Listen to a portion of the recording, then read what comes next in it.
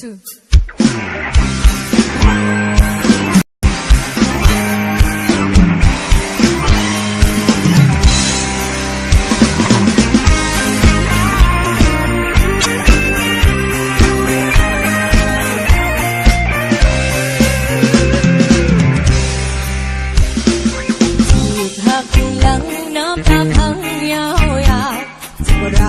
ไอ้ฮักเขาผู้สาวเขาจะต้องทำใจย้อนว่าฮักอยากได้ยังกับปากแข้งให้แต่ว่าฉากสุดท้ายไอ้มีคนใหม่เจ็บดีเดินเซมาหาเชียวพอเพียวเพียวให้เขาจัดจอง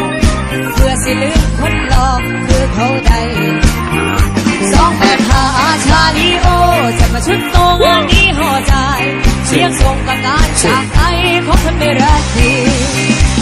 เมื่อก่อนเป็นคนแสนดีมาวันนี้เป็นคนขี้เหล้าเธอย้อนผู้เบาเปลี่ยนผู้สาวทำให้หันตาม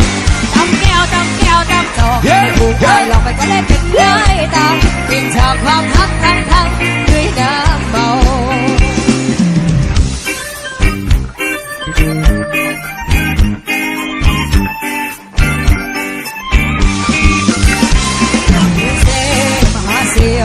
เพื่อเพียวให้เขาจับต่อ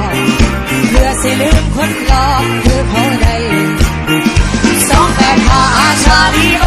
จากชุดโตงานนี้ห่อใจเลี้ยงส่งกับการจากไปของคนไม่รักดีเมื่อก่อนเป็นคนแสนดีมาวันนี้เป็นคนขี้เหล้าเลยย้อนผู้เบาเปลี่ยนผู้สาวทำให้หักตำแก้วตำแก้วตำจอกก็ถูกไอ้หลอกมันก็เลยเป็นย้ายตามปิดฉากความฮักพังด้วยน้ำเมาคงเป็นพอแล้วกันนะพวกขึ้นมาจะสิ่งไม่ค้างน้ำนองลาอย่าไปพิศลามาทำลายชีวิตผู้ชายปล่อยคนที่เขาเสียงคลางให้ไปตามทางเขาหลายคนที่อันนั้นเจ้ายังมีอยู่